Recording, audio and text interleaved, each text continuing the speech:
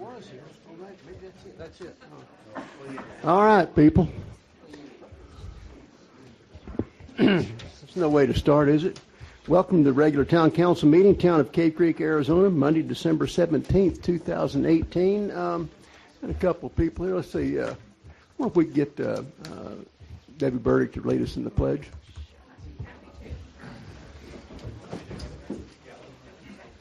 I pledge allegiance to the flag of the United States of America and to the republic for which it stands, one nation, under God, indivisible, with liberty and justice for all.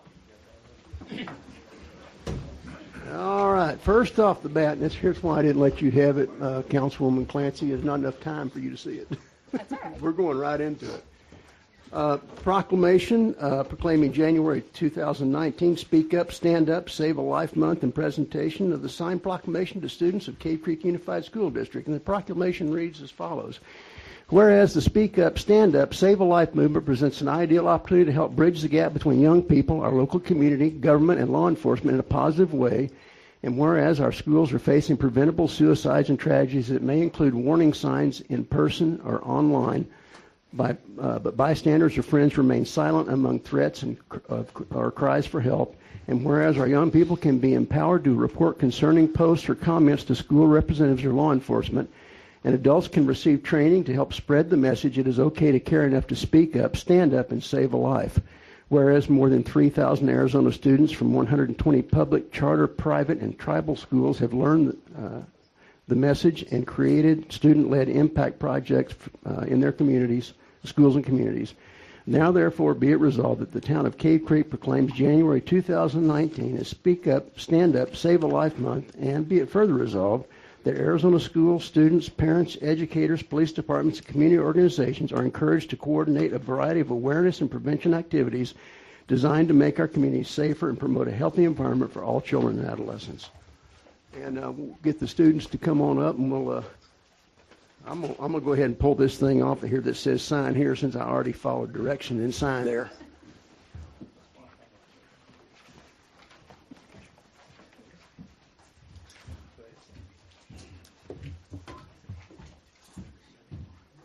Let's do it with the town of Cave Creek thing behind us. Yeah.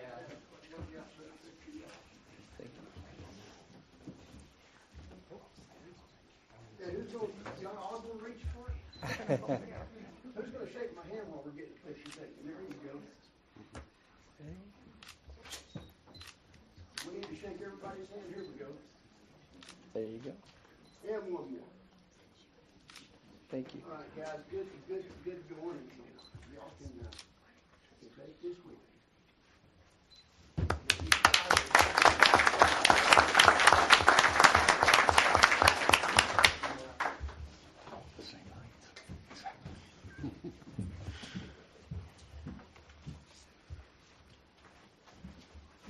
I just want to add that that's a worthy cause. I have a younger brother who lost several friends when he was in grade school, and this is over 35 years ago, so well aware of it.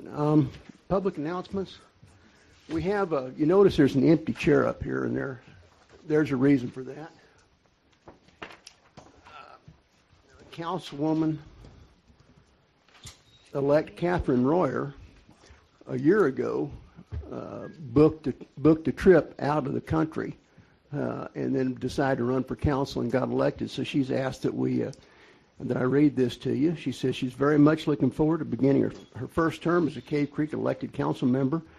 Unfortunately, she's not with us tonight because she's out of the country on a trip planned a year ago, long before her political campaign was conceived. And while she's away for a very short while, she'll be sworn in and ready to engage town business immediately upon her return. And thanks for your patience, good wishes for her journey, and congratulations to all who were sworn in a previous council meeting and to our new vice mayor. So that's what Catherine had to say. Public announcements. I have another. Oh, okay, go ahead, Tom. I'm proud to say that one of our new members, Paul Diefendorfer, and his wife were featured in this month's Cave Creek Living magazine for the container house that they're doing. So very nice, Paul. Container house? I thought there was railroad tracks up there. Something like that. Pass that over. Not yet. Not yet. So before we move on, before we meet again, before we see y'all again, there's going to be a parade, and the town of Cave Creek will be represented in the Fiesta Days or Fiesta Bowl parade, and watch it on TV or come on down and see it. Call to the public. We have nobody signed up for the call to the public for this. Okay, town manager, I think you have a rather lengthy thing to share with us. But first of all, it's my pleasure to introduce our new permanent full-time utility director, Brian Meaton. He is sitting in the back. Where'd you go? Stand up. No, just stand Have you not met him before? Brian comes to us from Florida. He's a civil engineer. He's got many years of work in the water and wastewater field. He is fresh off the road, coming to us driving from Florida. So he gets excused from the entire meeting tonight so he can catch a little shut-eye and be fresh for the challenge ahead. So I just want you all to welcome him. And thanks, Brian. Now to get here, you came across 10, right? Did you bring us a bushel of oysters from Louisiana? You forgot them, didn't you? Okay. Welcome. All right. Okay, I have more. I forgot. It's the last regular council meeting of the year, and I think it's important to recognize the efforts that town council, our commission and committee members, and staff have put into projects, regulation review and changes, and the cases that you hear over the year. So here is a little bit of the annual year in review. So in 2018, it was sort of the year of addressing several water-related matters set by the town council in their visioning statement, goals and objectives that were put together in the fall of 2017. In addition to that, the town council adopted a water policy in December of 2017, which drove some of the regulation changes in terms of adopting ordinances that made changes to not only the town code, but the zoning and subdivision ordinances. Water will serve letter language was updated that included a 3-year expiration date and making clear that residential subdivisions and some large commercial projects are required to bring legally available water. The standpipe construction project was completed in March, which provides potable water to the residents in the west of the town of Cave Creek. We then went into some rather significant upgrades and maintenance projects with the water system, the treatment plant, with the replacement of all the media in filters 1, 2, and 3, and the addition of anthracite in filter number 4. The media in the filters 1 through 3 had never been replaced. Additional air compressor was dedicated to filters 1 through 3, was installed to alleviate excess run times required by the existing compressor. All instruments required to meet regulatory mandates were recalibrated or replaced as needed. The replumbing of all sample plumbing was completed. Previous plumbing had created issues in obtaining representative samples for regulatory compliance. The filter reclaim tank was recoated to prevent excessive internal corrosion. Filter 2 was recoated to prevent excessive corrosion, and all the exterior painting of filters has been completed. Other water-related projects, a new meter was installed to accurately measure water being discharged to Rancho Mañana. The cap booster pump stations had the SCADA system updated to telephone system to replace the unreliable, outdated radio system to improve the communication between the CAP booster stations and the water treatment plant.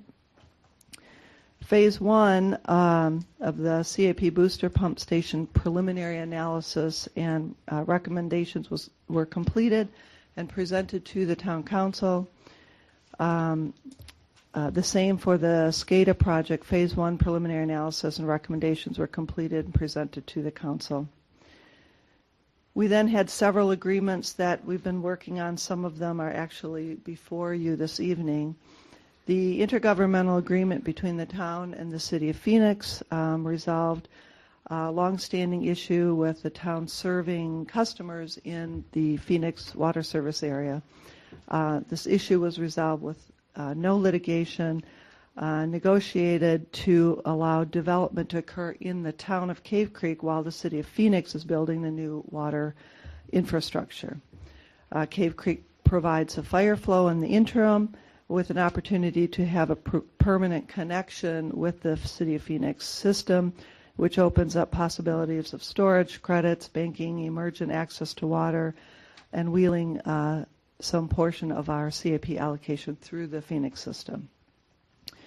The development agreements that tie to the IGA between the town and City of Phoenix are on your agenda this evening for Park West Development, the Sprouts Project, Dutch Brothers, and Sun Devil Auto. There's an additional development agreement before Council this evening on what is property owned by Mr. Kite. The project's referred to as Galloway Ridge for mixed-use development. On to other projects. The general plan was approved by the Town Council but not ratified by the voters. The Planning Commission, the Water Advisory Committee members, staff, and the Council put a great deal of time and effort into review of this plan and to bring this through the process. We had additional 7 site plan review cases, 2 rezonings, a preliminary plat, and an amendment to the zoning ordinance in addition to the other amendments to subdivision and zoning ordinance that I mentioned earlier that came through the Planning Commission for review and on to Council for review and approval. The Council approved the update of the building code regulations. The building permits processed by the building department are up 18% from 2017. That's the overall building permits. Residential permits are up 40% from 2017. The current number is 50, up from 31. Public Works projects completed included 1.4-mile asphalt overlay project on Schoolhouse Road between Cave Creek Road and Fleming Springs, an additional 0.75 miles on Schoolhouse Road north of Fleming Springs to Cielo Run North of a micro seal overlay, and there was a phase 1 of completed reconstruction of Saguaro West subdivision. That development included a complete mill compaction repave of 52nd Street, Zenith, and Rifleman. The Rodeo Grounds bleacher installation project was completed this year in March, and the redesign of the arena for the timed events is currently under construction. The Town Tourism Bureau opened this fall and is staffed completely by a dedicated group of volunteers who served 214 visitors in October and 289 visitors in November. I think it's important to mention that the town of Cave Creek finances we are in good financial shape. The transaction privilege tax, known to most as sales tax revenues, are up 5.9% from a year ago at this time. And I think significantly, if we look at our debt service, the total debt service that the town carries at this time is $39.5 million. It's no small number. However, it's worth noting that at this time in December of 2012, just 7 years ago, our total debt service was $64.5 million. That means we have paid off $25 million of debt service over the past 7 years. So we're in much better financial shape. Our required reserves are fully funded in the amount of $6.975 million. And I think it's really important to note that our financial status, as there are reports out there of the softening of the market. So we want to keep this in mind when we look to the forecast. And with that, it concludes my report. Thank you, Mayor. Thank you.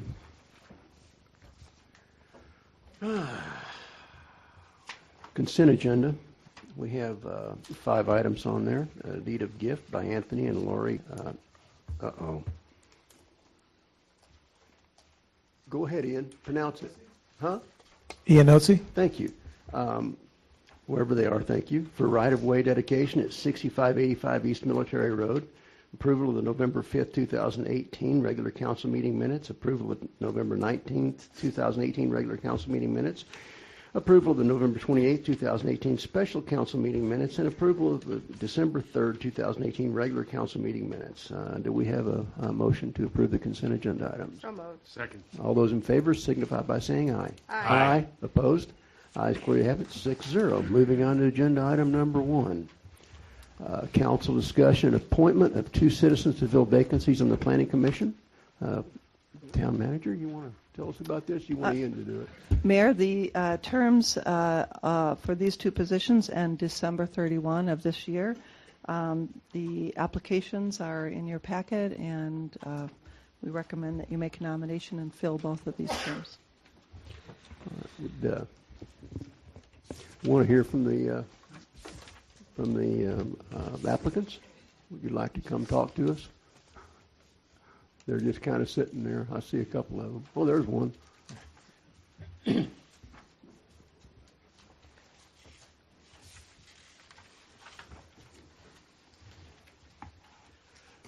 Mayor, Vice Mayor, members of council.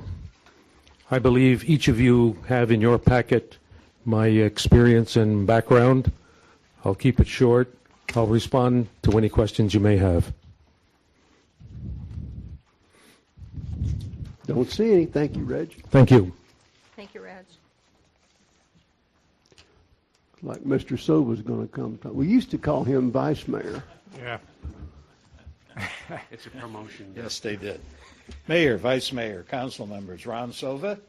I believe all of you know me. I have served as a council member the past 2 years and also your Vice Mayor. I come with a background in building and development, familiar with plats, plannings, annexations, etc. And basically, I'll keep it short and stand ready to serve at your pleasure. Thank you. Thank you, Ron. I think Mr. Lamar is going to make his way to the microphone. Mayor, Vice Mayor, Council, happy holidays. Former Vice Mayor, former council member, former long-term Planning Commission member. Yeah, I've lived here since 1986, so I've gotten roped into a lot of those things. It's a pleasure to stand before you asking to serve in a position I don't have to run for election for, having had enough of that. Here's what I would like to say. I think I really do understand after all these years kind of the heart and soul of Cave Creek, since I've been here for so long, since we were incorporated. I do understand the relationship between the commission and staff. But most importantly, I've seen from both ends the relationship between the commission and the council. And all I can tell you is if you are good enough to appoint me, I will do my best to be prepared. I will try to make a factual record as clear as possible to point up and frame any issues that come before the commission. And I'll do my best to help send an informed opinion and recommendation to you, so that you can best make the best informed decision for the town. And I do understand that our role is to apply the code and the regulations, the policy that's been set down by this council and former councils, and to under all circumstances leave the folks that are applying to become part of the business world in this community with a good taste in their mouth, whether we approve or recommend approval or recommend denial, so that everybody feels like they got a fair shake, that they're happy to come to Cave Creek, and they feel like we're an inviting community, because I think that's vitally important to the projects that the commission looks at day to day. Thank you. Mr. Lamar, before you walk off, please tell us what you did before you retired. I retired from the Attorney General's office as senior litigation counsel. Before that, I was a prosecutor for 13 years in the Major Felony Bureau at the County Attorney's Office in an organized crime division with Bob Corbin. So I've worked on both sides of the the political fence as far as that. And then I was in private practice for, I guess, the second half of my career, and represented small towns like Mr. Sims here, including some that Mr. Sims was on the board and was the overseer of. So basically, you bring a legal background to the Planning Commission as well, which is good. Yes, and that's, I guess I should have mentioned that. good. When I'm saying when I help frame an informed recommendation, I think part of it is to help frame any legal issues that we see, and help you folks so that you can review our record and review our minutes, but also review our recommendation and get some substance from it, and not have to start all over again, because I know you're as busy as, in fact, more busy than we are. We have one area of town government to look at, and you have the whole plate full. And we have one more applicant who is, I understand, is not present.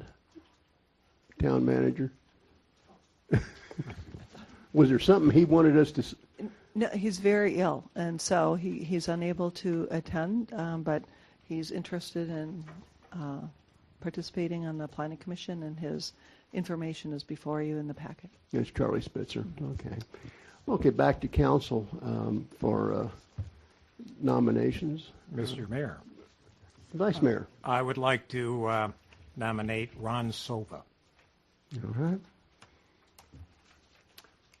I would like to nominate Steve Lamar. All right. I'd like to nominate Reg Monachino. All right. Okay. I'll bet I know who you're going to nominate. Mr. Spitzler. Charlie Spitzer. Charlie Spitzer. Okay, so let's go by the first nominated was Ron Sova. All those in favor of Ron Sova signify by saying aye. Aye. Aye. No. Anybody knows? No. 1, 2 noes. So 4-2. Mr. Mayor, under the new open meeting law, we've got now since it's not a unanimous vote, we've got a list. This will count as a roll call vote. We have to list. Okay, so all right. No, I think next time we ought to. So you want me to do a roll call on the No, next? I think that's good, but now going forward, we ought to do a roll call. All right. The next one nomination was Steve Lamar. So let's do a roll call vote since it'll make the town attorney happy. I didn't write the law. I know. Those ding-dongs down at the Capitol did. Councilmember McGuire. No. Vice Mayor Smith. Yes. Councilmember Diefendorfer. Yes. Councilmember Clancy. Yes. Councilmember Morris. Yes. Mayor Bunch. Yes. Well, it looks like it was 5-1, so we filled both positions. No, you have to go through all those that were nominated. Okay, well then let's do the next one. Okay. How can you not? All right. I thought we'd filled them You both. might get one where everybody's in agreement. Okay. All right. Got you. Okay, so the next one was Reg, so we'll do another roll call. Vice Mayor Smith. No. Councilmember Diefendorfer. Yes. Councilmember Clancy. No. Councilmember Morris. Yes. Councilmember McGuire. Yes. Mayor Bunch. No. And Charlie Spitzer. Councilmember Diefendorfer. Yes. Councilmember Clancy. Yes. Councilmember Morris. No. Councilmember McGuire. No. Vice Mayor Smith. No. Mayor Bunch. No. So how did our numbers work out? since I wasn't following that. Did you write them down? Oh, my goodness. Well, I think that's Lamar and the second one was. We had 3-3 on that one. Lamar and Silva. Okay, I believe it's Lamar and Sova. All right, I got heads nodding yes. All right, thank you for those who are leaving for your service. Agenda item number 2, council discussion, appointment of 2 citizens to fill vacancies in the Water Advisory Committee, placed on the agenda by the town manager. Can I make a comment very quickly? We have some people who are leaving the commission who have served with us for a very long period of time, and can we wish them independently? Sure. From the town, if you could do that, would appreciate it. Well, okay, I believe that Reg Monachino has served us honorably for a long time. Appreciate your service, Reg. And there's another fellow sitting there who's aging off the thing that's not reapplied, and it'd be Mr. Oh, for crying out loud, I'm having an old age moment. Ted Bryden. I had a birthday 2 weeks ago. I'm sorry. I'm going to join you, Ted. Thank you for your service. Appreciate it. Thank you so much for your service. Each of you have brought a great deal to the table. I learned a great deal from you. So thank you very much. I'd also like to mention that and I was chairman of the Planning Commission. I was on the Planning Commission with Ted Bryda. And I wouldn't have survived as chairman without Ted, who would constantly nudge me and say, Dave, you've got to do this. And so I truly appreciate you, Ted, and for keeping the members of the Planning Commission their feet to the fire to look at the small things that the rest of the people did not look at. Thank you. Thank you both. All right, now we're back to we're looking for 2 to fill it, and I see we have 2 applicants, so this should be pretty easy, I would think. Dr. Smith, would you like to come up and tell us? Can a same person sit on 2? Yeah. Yes. He did. Oh, Yeah. okay. Yeah. I'm Kerry Smith, and I've served on the Water Advisory Committee for 1 term, and I'd like to continue serving. I'm a retired academic, and I used to teach economics, so I know a little bit about economics. Well, thank you, sir. The other applicant is former Vice Mayor. Mayor, Vice Mayor, council members, same comments as previously stated, except that I'd just like to point out that when I became a council member over 2 years ago, I made it my project to get involved with the water. And so I'm not as familiar perhaps as some members, but familiar with the agreements, the IGAs, the wheeling, and got involved with it. And I'd like to continue to serve and be of use. And again, I stand ready to serve at your pleasure. Well, thank you, sir. Okay, well, back to council for nominations. Obviously, I'm going to go ahead and nominate Kerry Smith, since might as well. Who's going to nominate Ron? I will be happy to. We'll all do it. All right. Okay. Dr. Smith, all those in favor signify by saying aye. Aye. Opposed? We have no noes. Ron Sova, all those in favor signify by saying aye. Aye. Opposed? We have no opposition. Therefore, we're moving on to agenda item number 3. Thank you, gentlemen. Wow, can I read this as written? Sprouts. Council discussion, possible approval of resolution number R 2018-23, a resolution of the mayor and town council of the town of Cave Creek, Maricopa County, Arizona, authorizing the mayor to approve a development agreement between the town of Cave Creek and CCC OEF LLC, providing for interim fire flow water service and construction water and reimbursement of certain excess water funds paid to the city of Phoenix by developer that are over and above the water capacity fees that would have been charged by the town. Mayor, members of council, the council has previously adopted an intergovernmental agreement between the town of Cave Creek and the city of Phoenix. This is sort of step 2 of that process in moving forward with the development. These are development agreements, in general, the next 3 items, with property owners that would like to develop their property. And Sprouts is the first one. This is Park West Development, working with Kitchell to develop the property on the south side of Carefree Highway at 53rd Street. The idea, as it stated in general here, is that they would be paying all of their fees now to the City of Phoenix, and the City of Phoenix will credit that amount towards the town's cost that we've allocated in the IGA to City of Phoenix is $600,000. So this would, the total amount would credit against our $600,000. We would reimburse them the difference of that amount, and the amount that if they were in the town of Cave Creek Water Service area, they would pay a water capacity charge, and this is reimbursement of the difference between those two numbers, the higher number to Phoenix and the fees that we charge Cave Creek. In Sprouts, there are some other fees that are in there. The next two, Dutch Brothers and Sun Devil, the costs are much lower. It's simply the amount for the water capacity charge only. I think any legal issues that Bill Gary can... There's a typo on the Sprouts on page 4 in section 3.2. It's the timeline for reimbursing them. It should have been 3 business days, not 10 business days.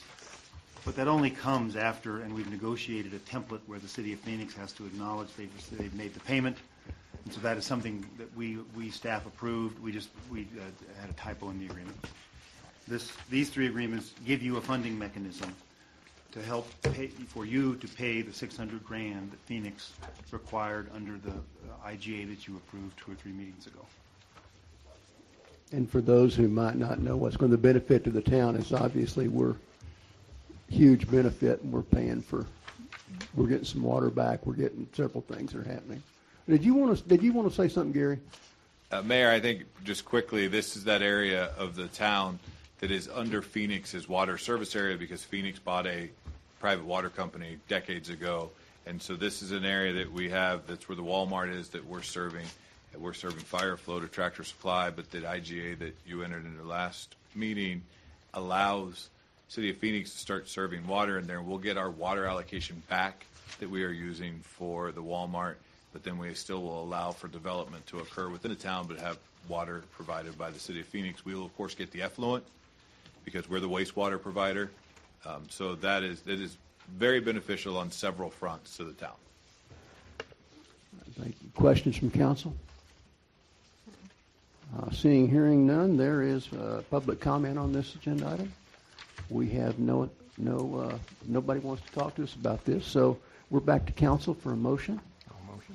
R2018-23, a resolution of the mayor and town council of the town of Cave Creek, Maricopa County, Arizona, authorizing the mayor to approve a development agreement between the town of Cave Creek and CCOEF LLC, a Delaware limited liability company, providing for interim fire flow water service and construction water and reimbursement of certain excess water funds paid to the City of Phoenix by the developer that are over and above the water capacity fees that would have been charged by the town.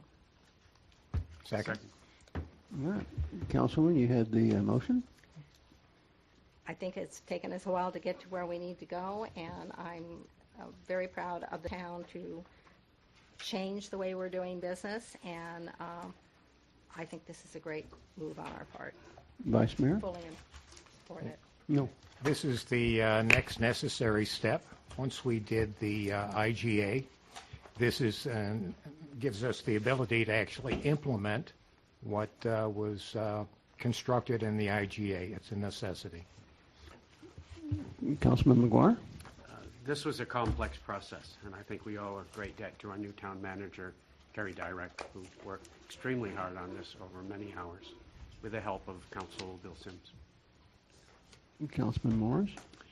I just want to say I think this is the best thing the town has done since in my 5 years activity with the town. I think it's been just a great performance by the town staff. Carrie, congratulations. It's a wonderful job, complex, and it does the town's books, finances, a lot of good. Thank you. Do you want me to say your last name? No, we don't have time for that. Ditto. Yeah, this is a wonderful thing. Let's go ahead and there is a financial implication, so I do believe we have to have a roll call vote on this one as well. Thank you, staff, Carrie, and others who were instrumental in bringing this to us. Councilmember Morris. Aye. Yes. Councilmember McGuire. Yes. Vice Mayor Smith. Yes. Councilmember Diefendorfer. Yes. Councilmember Clancy. Yes. Mayor Bunch. Yes, by 6-0, motion carries. Agenda item number 4, Dutch Brothers Council discussion, possible approval of resolution number R 2018-24, a resolution of the Mayor and Town Council of the Town of Cave Creek, Maricopa County, Arizona, authorizing the mayor to approve a development agreement between the Town of Cave Creek and Cave Creek AZ Development Group, LLC, for interim fire flow water service and construction water and reimbursement of certain excess water funds paid to the City of Phoenix by developer that are over and above the water capacity fee that would have been charged by the town. Mayor, members of council, this development, of course, is much smaller, and so the amount they pay to the City of Phoenix and the amount that is reimbursed, and the difference between our fee and City of Phoenix is much lower, and there is a 30-day reimbursement period for this, since the dollar amounts are less. Questions from council? Since it's the exact same thing we just did, no questions, public comment? Are there any forms on this one? Yes. Nope. Back to council for a motion, please.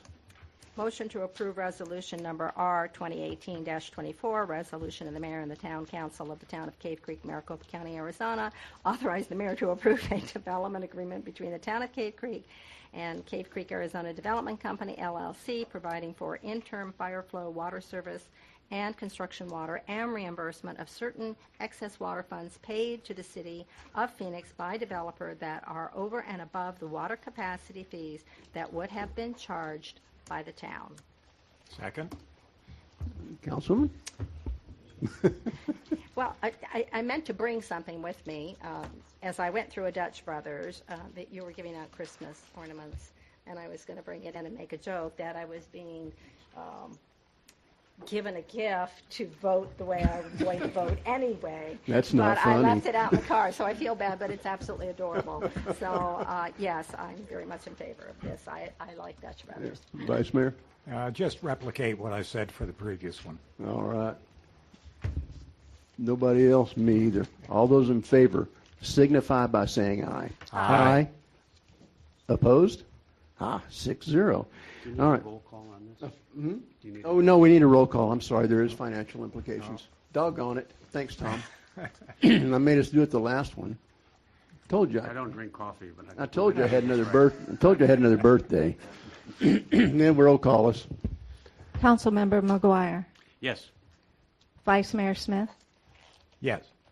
Councilmember Diefendorfer. Yes. Councilmember Clancy. Yes. Councilmember Morris. Yes. Mayor Bunch. Yes, by 6-0, motion carries. And we're going to move on to agenda item number 5. I'm going to take a big breath. I'm going to see if I can get through this one with one breath. Sun Devil Auto, council discussion, possible approval, resolution number R 2018-25, resolution of the mayor and town council of the town of Cave Creek, Maricopa County, Arizona, authorizing the mayor to approve a development agreement between the town of Cave Creek and Higginbotham Concepts, LLC, and Arizona Limited Liability Company, providing for interim fire flow water service and construction water and reimbursement of certain excess water funds paid to the City of Phoenix by developer that are over and above the water capacity fees that would have been charged by the town. I think we've already talked about this. Any questions from council? No.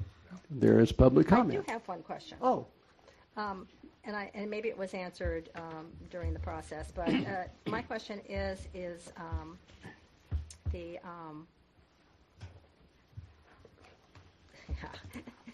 Sun Devil Auto Oh, no, I take that back. This is another one. Forget it. Well said. It's another thing about autos that I was thinking. Thank you for enlightening us on that one, Councilwoman Clancy. I certainly appreciate it. It's been a long day. There is public comment. Do we have any forms on this one? Nope. All right. We're back to a roll call vote. I don't think we've read the resolution. Motion. For approval. Did we not make a motion? Oh, somebody make a motion.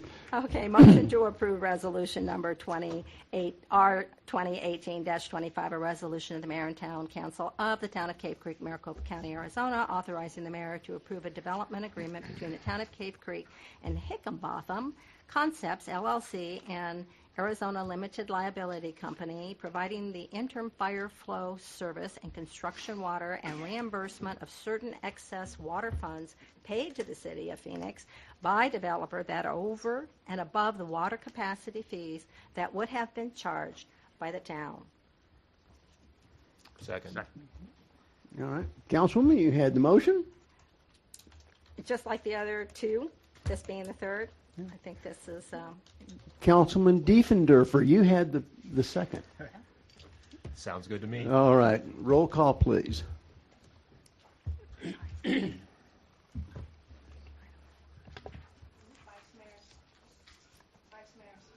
Yes. Councilmember Diefendorfer. Yes. Councilmember Clancy. Yes.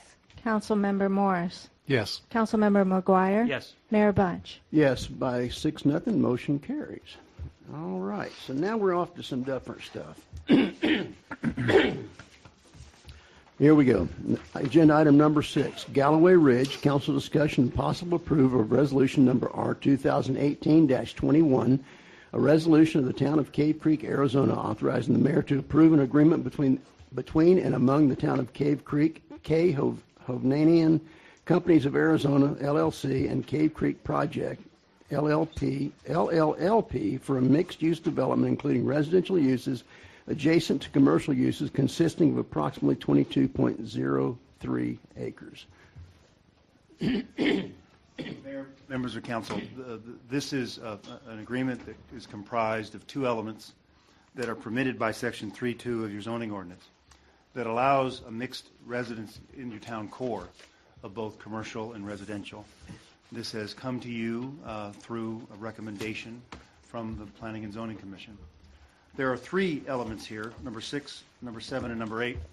And if I could spend maybe a few minutes talking about your discretion as both to an administrative act and a legislative act.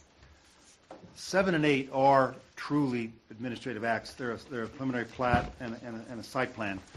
And what that means is if your code has certain requirements, you and the commission have the obligation to see if those requirements are met. You may remember we discussed this when we discussed the sober living home about what is an administrative act and what is your discretion. Number 6 is a little different. That's why we started. It's a development agreement.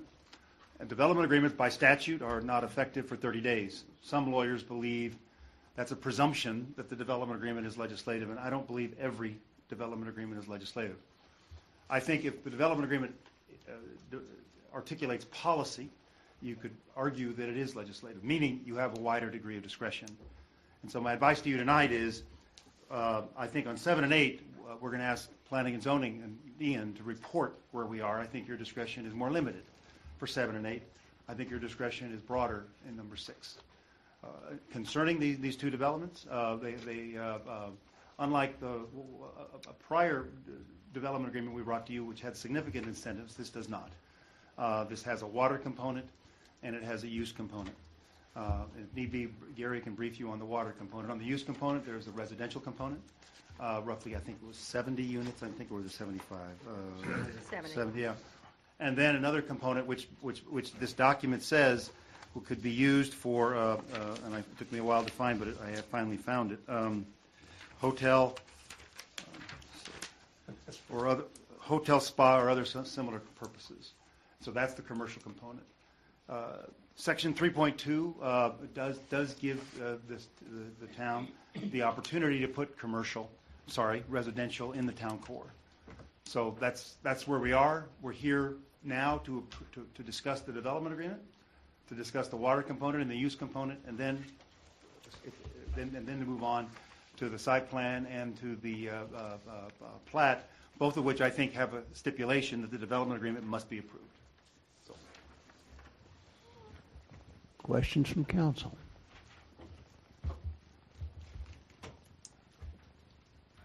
I have one question. Vice And Mayor? it's, I believe it may have been answered to a certain degree by Mr. Sims, but I'd like to ask Mr. Cordwell. I've received a couple of communications from Cave Creek citizens saying that there's a conflict between what is being proposed here and what is stated in Section 3.2 and Section 3.5 of the zoning ordinances that would that seem to put constraints on what you can do. But according to Mr. Sims, that the development agreement takes care of that issue. Is that the way that you look at this? Mayor, Vice Mayor, members of the council, yes. Mr. Sims summarized it appropriately. The underlying land use is commercial in the town core plan. The zoning is town core commercial, which allows for residential and commercial development to be on the same parcel. This is one parcel. The plat divides the uses into phases, one being the residential and the second being the commercial component. The commercial component is about 18% of the total site, but both would be allowed under the zoning ordinance, given they meet the bulk regulations of the code. Thank you.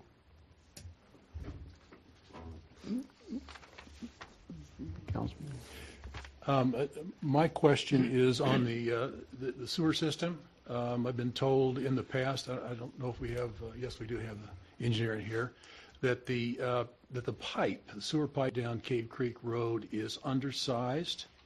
And I know we're doing a study on the lift station, but I'd like to hear from staff whether that has been checked and whether it is the appropriate size.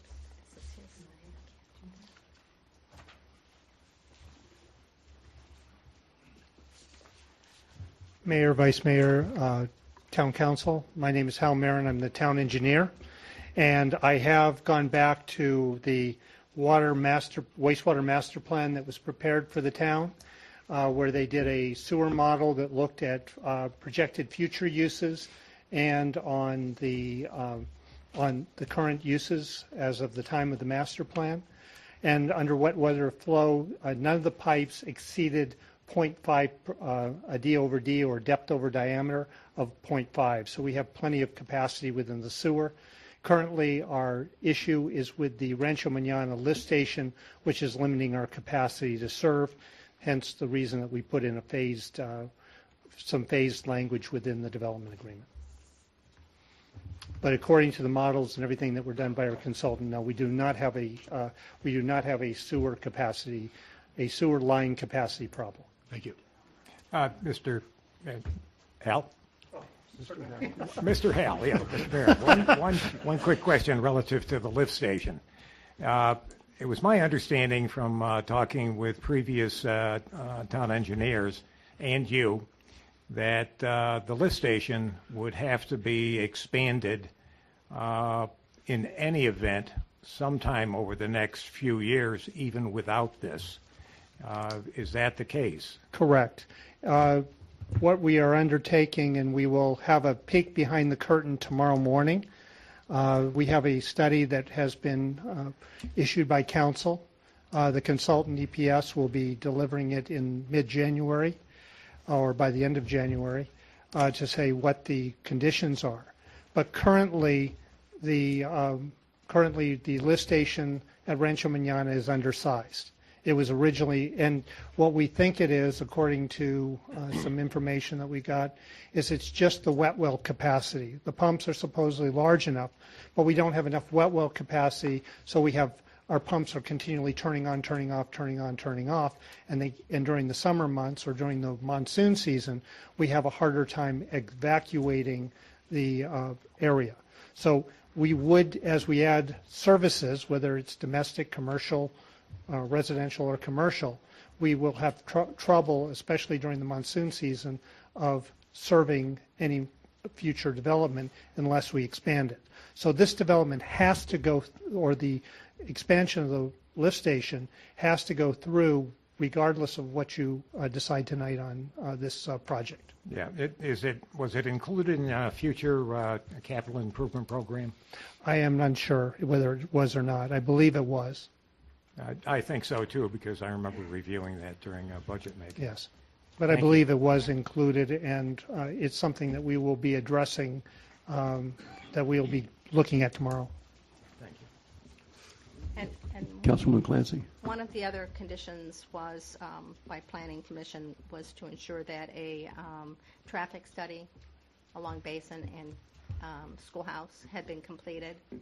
And has that been completed? There was a traffic study that was done for Galloway Ridge. It was done by CivTech Consultants. It was reviewed both by staff and also by an outside traffic firm, Y2K, to make sure that we were looking at it correctly. Since Basin, there is no access to Basin other than for emergency vehicles, it really doesn't fit into a daily traffic pattern. The impact that they said is that the 70 units are going to generate about 748 traffic count per day, but that only amounts to about 50 counts in the morning and 70 in the evening, which is the main problem. Even with other uses in the area, there is very limited impact on the intersection of Schoolhouse and Cape Creek. So they recommend that I think it changes the level of service from less than 10 seconds a car to somewhere between 10 and 15 seconds a car at full build out in 2020. Councilman McGuire. Yes. Why was the access to Basin Road made emergency access only? I believe that was the request of the developer. I'd have to ask that of Planning Commission because that's how it was brought to engineering. And staff had some influence in that because of the uses on that street of multifamily housing and the streets with minimum playgrounds and the kids in the streets. I felt it was minimal to at least allow emergency access for emergency services. Thank you. Councilman Morris. This is a question for Mr. Cordwell. The underlying zoning is town core commercial. Correct. We have a project of about 20 acres, of which less than 4 acres is going to be commercial. The rest is going to be residential. And I'm made aware that some of this property may at some time earlier have been developed as commercial. But would you please address the issue of why is the commercial so low on something that is, the underlying zoning is town core commercial and the residential so high? Certainly, as it states in the action item request, there's no prescribed ratio of commercial to residential in the town zoning ordinance. It only states that residential and commercial can be developed on the same parcel. This is one parcel. The plat describes 2 phases, wherein a site plan is required for each phase. You're looking at the site plan for the residential component tonight, and I believe the development agreement, which you're looking at now, cites how the site plan will be developed for the commercial component, which is, I think, is about 3.75 acres. Or less than 18%. Okay, I have 2 other issues with regard to the contract language itself, specifically the language around the impasse language and the self-help language. It seems to me that this brings an unreasonable intrusion on the majesty of the town. And second, it brings risk. Wonder if you would address, starting with the self-help, where the contractor can take over if we do not meet certain guideposts on construction. And why is this in here, and what effect would it have if we're stricken from this contract? Mr. Morris, let me answer, because I don't think Ian was in those. Those discussions occurred late last week. As a development proceeds, typically you have some options as a government. If you don't have adequate capacity, you could just say to the developer, you pay up front, and we'll give you a credit for capacity fees going forward. And to the extent the capacity is used by other property owners, we'll get them to reimburse you.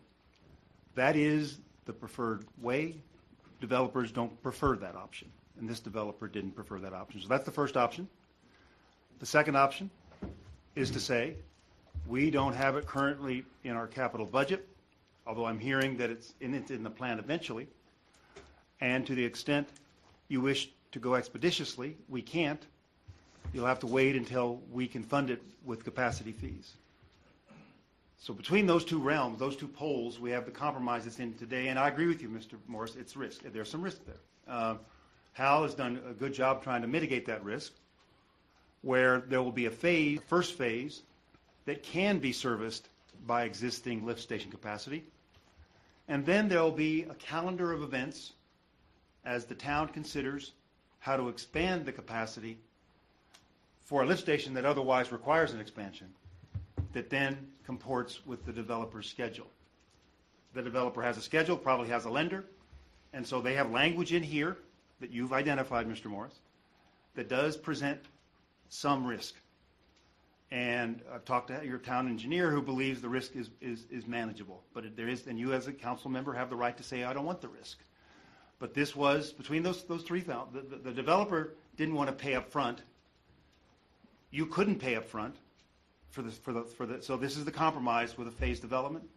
And this was done late on, there was an all-nighter almost on Thursday, Friday, to come up with the language you have here today. But I agree with you, there's some risk.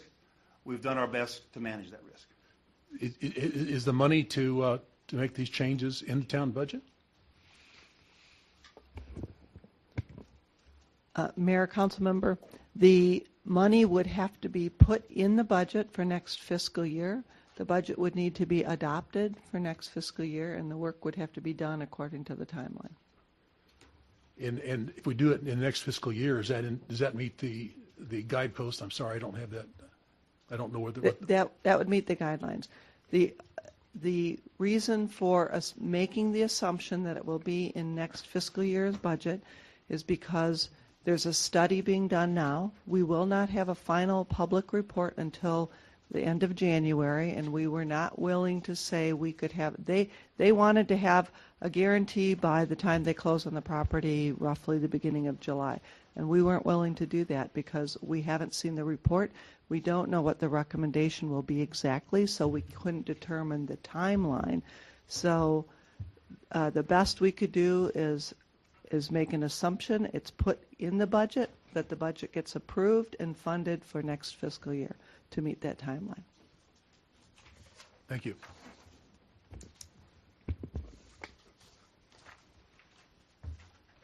Doesn't look like council got any more questions. Would it be appropriate to let them speak to us about their, yeah.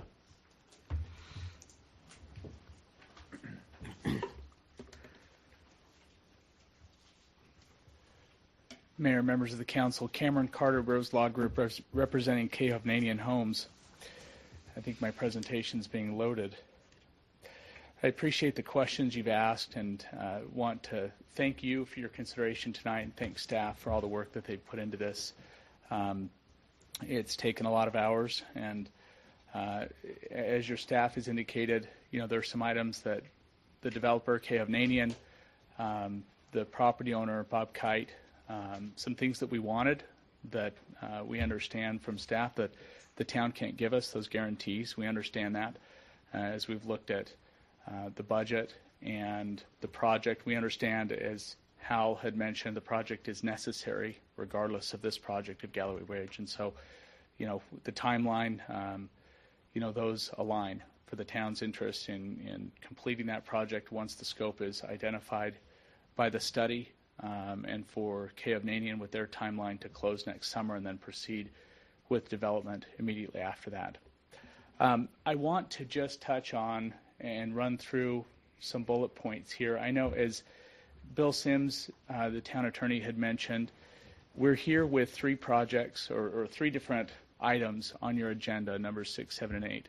The first is the development agreement. The second is a site plan approval, and the third is a preliminary plat. And, you know, Mayor, members of the council, depending on your preference, I can go through. I have a presentation that speaks to the benefits of the development agreement first, and then speaks to the criteria for the site plan, and the preliminary plat follows that. I can go through all those at once. I can just do the development agreement now and then come back for site plan at your pleasure. I think I'd prefer you to do the development agreement now. Okay. I got a real short attention span tonight. Perfect. Perfect. So Galloway Ridge, let me see if my clicker's working here. I'm not. I'm doing right and left arrows to... Need some AA batteries? Yeah, that's right. Just shake it and hit it, right? So the project we're talking about, Galloway Ridge, is it's a multi-phase mixed-use development. It's located north of Cave Creek Road along Schoolhouse Road on the east, and then Basin Road on the west, as you see here. This is an aerial photo of the site now.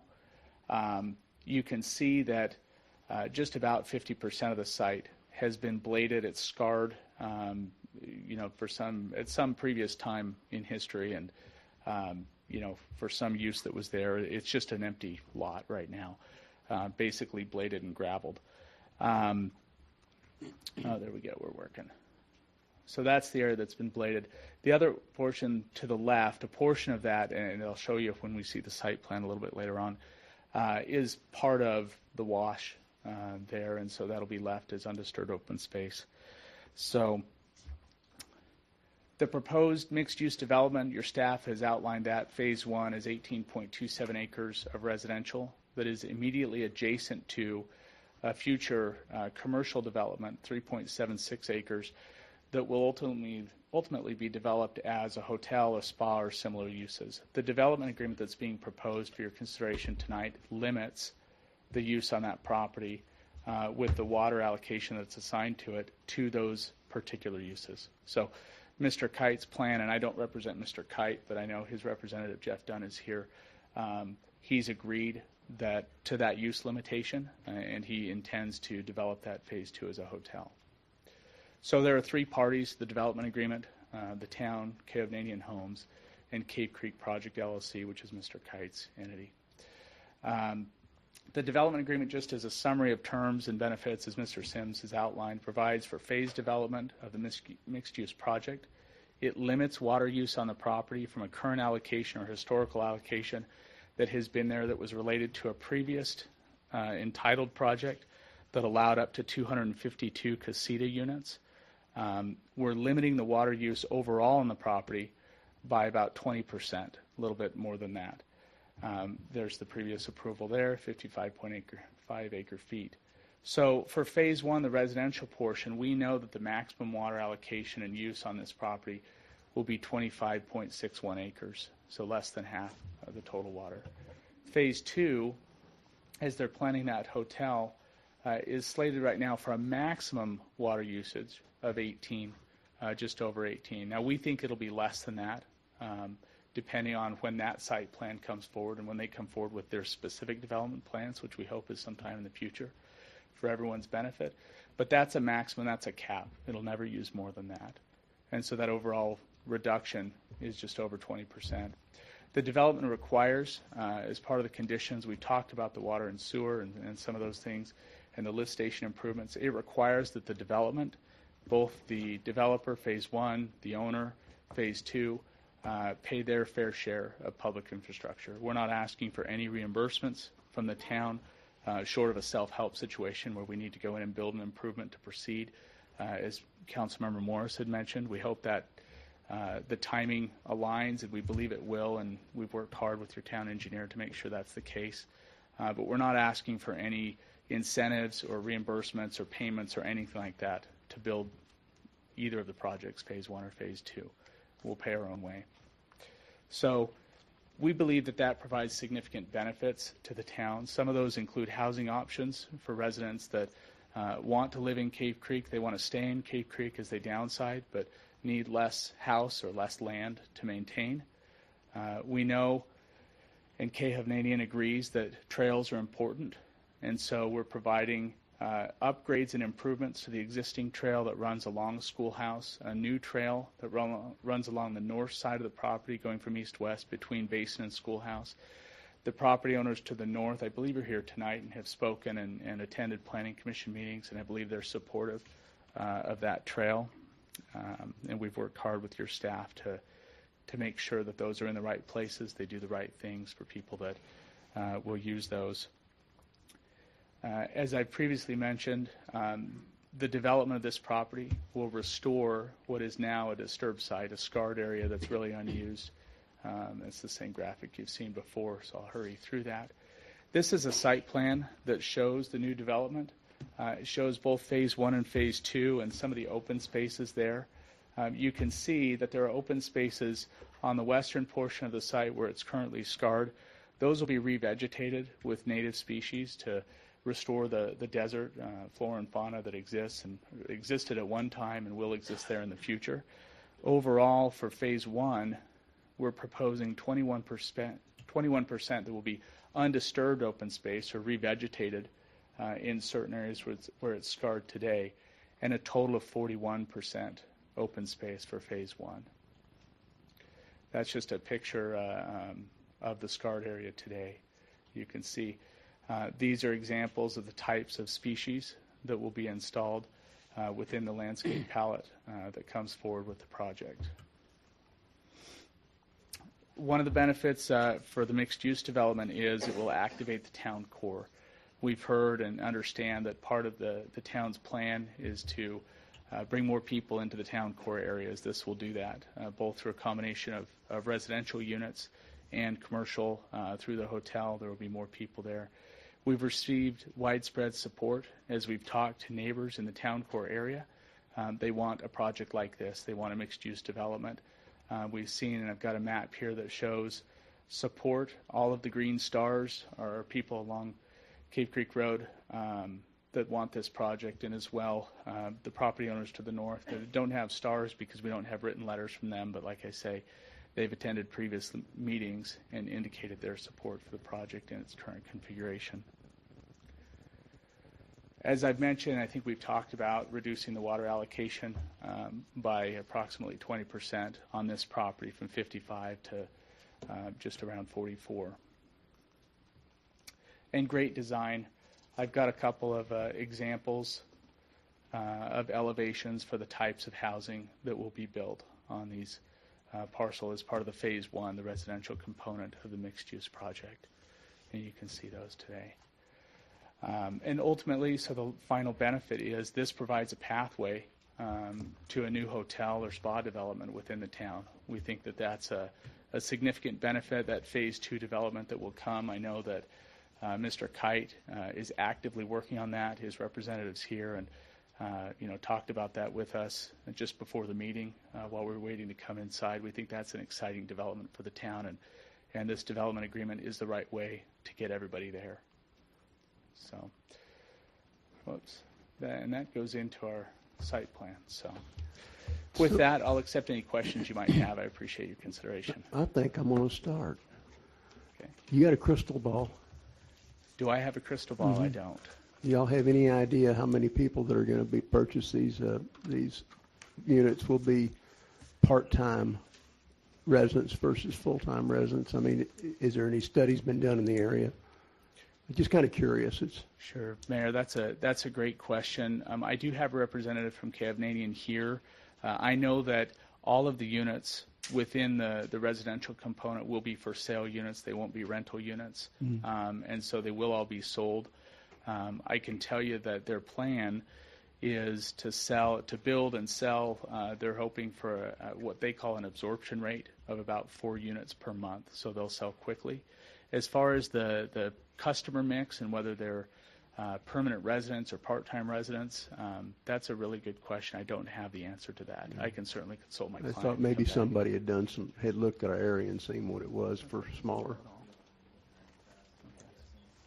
Yeah, it would be a guess. They my don't client know doesn't either? have a crystal ball come either. On.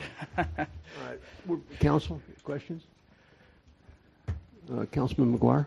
Will you be doing improvements on Schoolhouse Road to facilitate turns in and out of that development?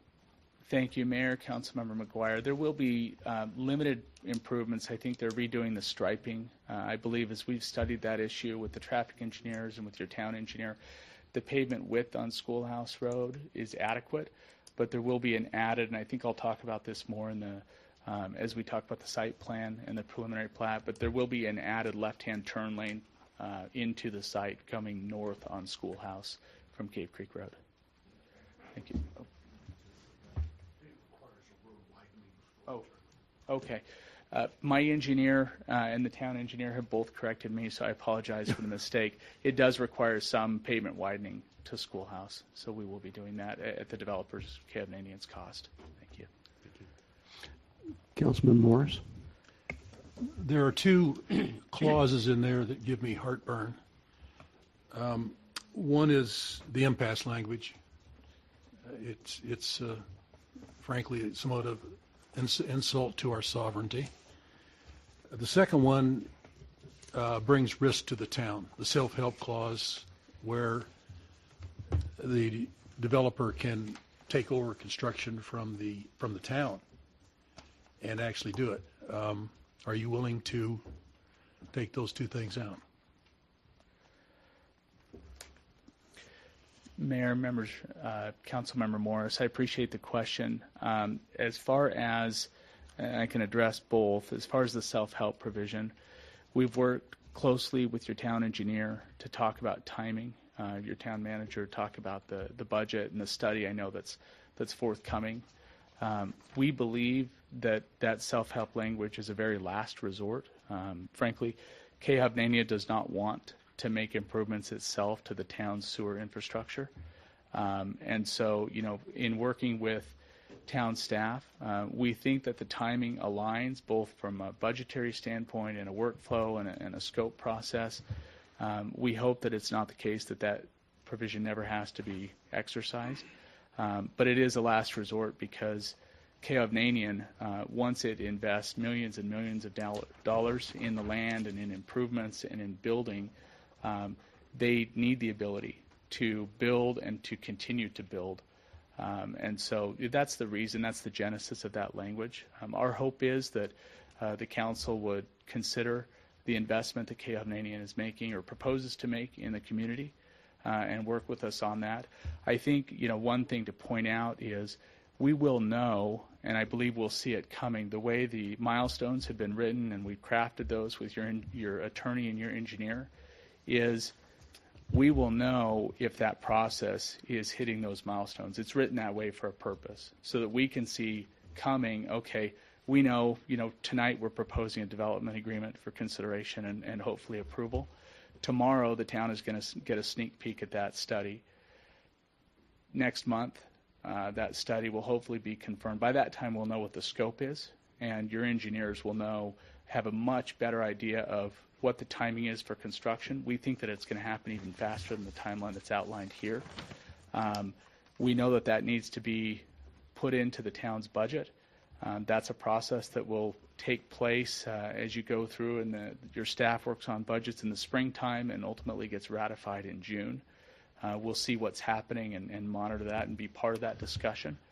And so, should there be a hiccup leading up to that, that's something that we can address because, like I say, Kovnanian Homes really doesn't want to exercise a self-help clause. But it is necessary based on the investment that they're making. And so we hope that the council would consider that. If it is the case that the majority of the council would not approve such language with a self-help clause, we would certainly want to continue working with your staff and your town attorney to come up with an acceptable remedy and solution for that. But we would hope that it's something that you could consider and approve tonight. As far as the impasse language goes, that is something, again, that Kovnanian's in-house attorneys and your town attorney have worked on. We vetted, and I believe it's something that has been used in a number of development agreements with municipalities all over the state, and it's language that is workable and fair to both sides. So I'd hope that you'd consider that tonight. Anything else from council? Well, there is a third component to this development program. I wonder if Mr. Dunn would care to enlighten us on Thought you were going to get away free, Jeff? Mayor and Council, thank you very much.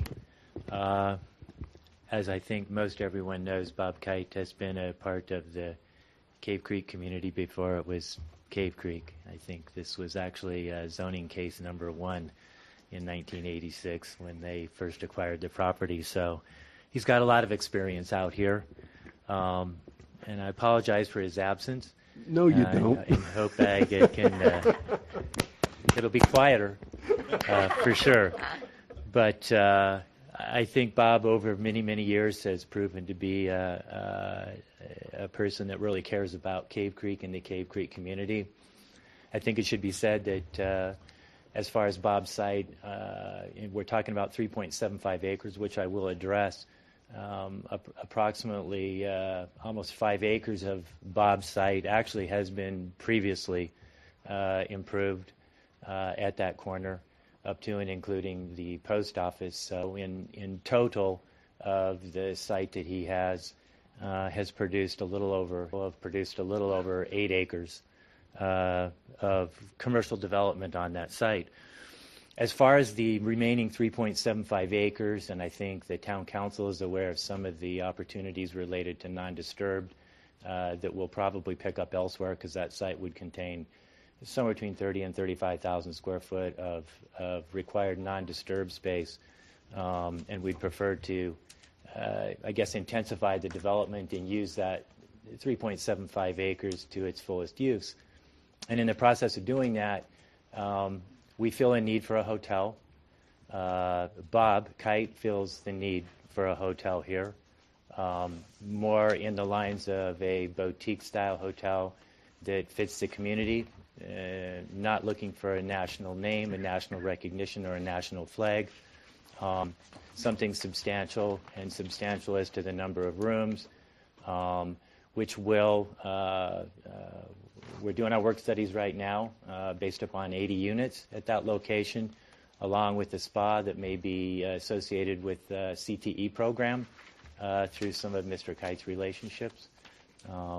Obviously, an 80-room hotel at that location is going to require some traffic studies and whatnot. But we look at this as the right way to develop this large commercial site in the town core with the least amount of disruption. We applaud Kehovanian for some of the things that they've done as far as their open space and non-disturbed. I think they're way oversubscribed in being very sensitive to that issue as far as the number of units and development that they're proposing on that particular site, and quickly embraced what Cave Creek is all about. And they came to the table with the discussions of horse trails and the types of things that are what this community is. And I think they'll prove and have proved to be great partners for Mr. Kite so far. I should say that the intent right now is not to develop that 3.75 acres with somebody coming to town.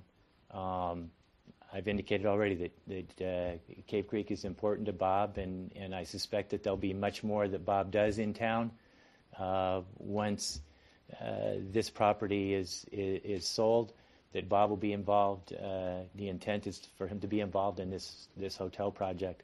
I should also say, as part of what Kehov is doing on that site, for those that aren't familiar, yes, it's really easy to see that the parking lot, I guess we'll call it, for what it is, and not really understand and realize that I think that there's close to 55 foot of fall, maybe even a little bit more, from the north ridge to the south, which makes it very difficult for, I guess, what one would call a commercial development, as far as building size and lot size, to be able to overcome some of that adversity, and feel that the relationship that we've developed with Kehov is doing smart development. Thank you.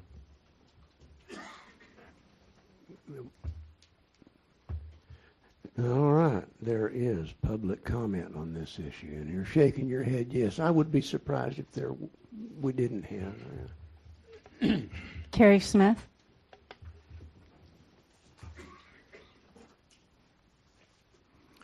Kerry Smith, 7265 East Continental Mountain Estates Drive, Cave Creek resident. Mayor, Vice Mayor, Council, thank you for hearing me. I sent in a set of comments and was told that you received them in advance, so I will just talk about the highlights. First of all, let me say, while I speak a number of times about development issues in the town, I'm not opposed to development at all in the town of Cave Creek. The basic issue that organizes all that I'm going to talk about tonight is that developers do not pay the full cost of what that development imposes on Cave Creek citizens. And two issues associated with the proposal for Galloway Ridge illustrate this. The first is traffic safety, and the second is water. In the case of traffic safety, not just about a year ago, there was an article on ABC News site about this site, about the intersection of Cave Creek and Schoolhouse Road, when there was a serious accident at that corner over the weekend preceding January 16th, 2018. And all the folks interviewed, both the owners of properties nearby and the mayor, agreed that this was a dangerous site and it needed some fixing. A blinking red light on the traffic stop sign is one element that I think captures things in the evening. But the fact of the matter is drivers, particularly visitors, don't understand the rules of the road associated with a four-way stop. And more often than not, as the traffic volume increases, this is going to get worse. I think that we need a serious traffic study. Now, it was mentioned that there was a traffic study, but none of the materials online indicated that traffic study. It was not included in the materials online associated with this, so I wasn't aware of it. My estimate, using the ITE trip generator Generation 10, indicates slightly less than what apparently that study said, but that study indicated that 70 trips were made in the morning and 48 in the afternoon. My estimates are 512 total trips a day, so we have to distribute them somehow over the day, and most of them take place in the morning and the evening, not evenly throughout the day. So that would suggest to me a much higher traffic volume. We heard that there are no plans to improve the road at the intersection. We're widening it, but we are not necessarily changing the control of traffic, potentially with a traffic light or a roundabout. The second issue is water availability. We heard that we are saving a lot of water because of this property, because the original allocation was over 55 acre feet. Since I'm commenting on all three, can I continue, or should I continue this later? Mr. Sims? Mayor, I think since this is three, I think it'd be appropriate for them to have one presentation. Yeah. 55 acre feet were allocated 12 years ago to this project. The will serve letter indicates that they cannot be reassigned to new parties. So it is a new decision, not something that is archived. It is definitely a new decision. When it comes to capacity on the water side, we just heard that you're being asked to vote on this project before the sneak peek associated with what it will cost and what will be necessary for adapting the sewer system to allow for added sewer capacity. My question is why? Why do you have to wait until before the sneak peek you vote and then you learn what the costs are after? That makes absolutely no sense. As far as the arguments that they're saving you water, that's just plain nonsense, because the water allocation is not theirs. It is yours to give. Finally, using the town staff summary measures, the cap allocation measures for how much is committed to Cave Creek, and our existing commitment with its 2606 acre feet, We have 72 acre-feet left. That excludes the 55 from Madison Eden's work on existing commitments. So I'm adjusting for that. Adjusting for that, counting how much we're using now, taking the adjusted commitments, we have 72 acre-feet left. So we're talking about allocating, in this case, a total of 40 of the 72 to the two projects, 23 to this project, and the balance to the new hotel that's coming in.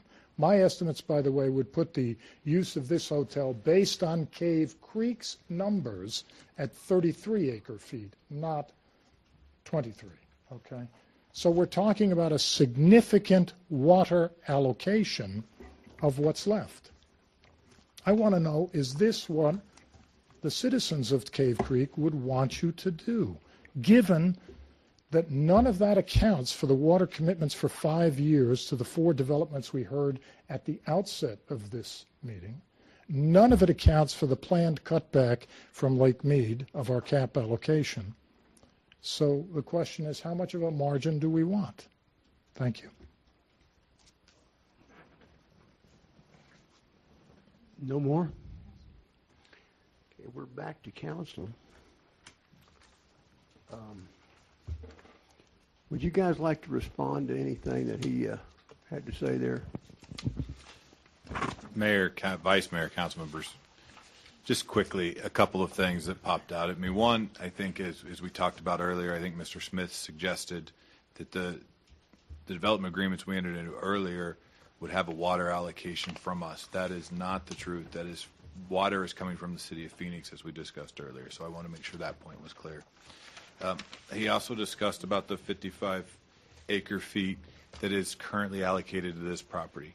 That has been allocated to this property for years, and it's currently shown in Ms. Eden's spreadsheet for this property. So Mr. Kite could come in without a development agreement, without anything, pull permits to build 252 casita and resorts. So at that point, we have made a commitment, 55 acre-feet would be required. What this does is allows the town to take the 55 acre-feet that's currently allocated in Ms. Eden's spreadsheet and then take out 11.48 acre-feet, put that in the unallocated bucket, and then still have the development go forward using less water than is currently allocated to that piece of dirt today. So it takes a piece of dirt out of potential development because it gets developed, and then it allows 11 acre-feet to go back into the unallocated bucket of water. Additionally, I think Mr. Smith is looking at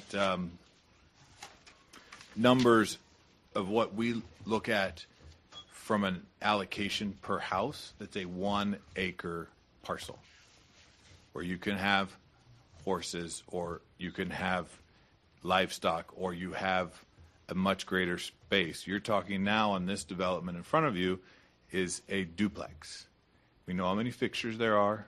We know how much the water usage is based upon low flow, low flush. I don't, engineers do. And so those engineers have prepared a water master plan. They've sealed it. Our town engineer has reviewed it, and he is comfortable with the numbers. Those are not me saying I'm comfortable with the numbers. That is our town engineer saying that. I believe that addresses everything that I wanted to. I'm available if you have any questions. I believe the gentleman from the applicant is going to talk to us some more. Mayor, members of the council, thank you.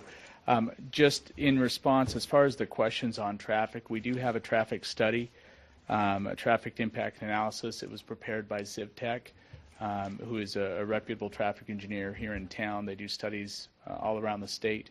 And we have Dawn Cartier, who's the principal at ZivTech, and I'd be happy if there are open questions on that, to have her up and speak to those traffic questions. We also have engineers, water engineers from Cohen Van Loo here who can speak to, and I think Mr. Hayes has addressed that adequately, but they have prepared the water demand calculations, and if the council wishes, we could have them speak to those issues. Anybody on council have questions for those folks? All right, we're back for a motion then. I can see if I I'll do find it. This is a motion to approve resolution number R2018-21, a resolution of the Town of Cave Creek, Maricopa County, Arizona, authorizing the mayor to approve a development agreement between and among the Town of Cave Creek, K. Hovnanian Companies of Arizona, LLC, and Arizona Limited Liability Company, and Cave Creek Project, LLLP, a limited liability partnership, providing for a mixed-use development, including residential uses adjacent to commercial uses, consisting of approximately 22.03 acres. Got any more here? No, that's all. All right, I'm done. I'll give a second. Councilman? I think this will be helpful in terms of revitalizing the town, and I think some important issues have been addressed.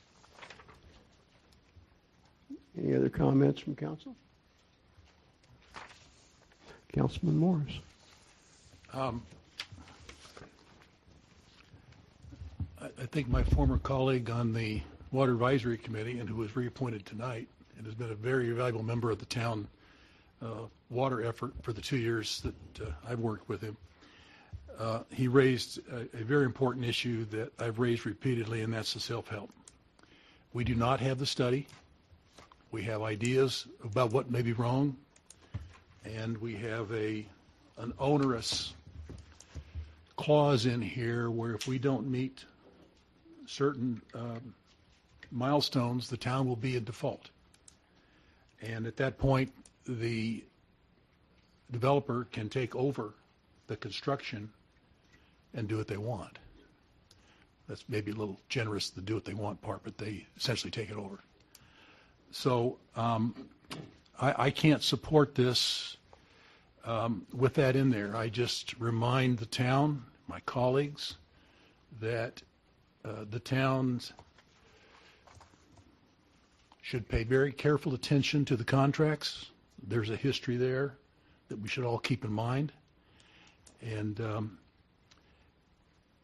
so I think one of two things should happen on this. Either this should be delayed until we have the study, or the clause should be removed.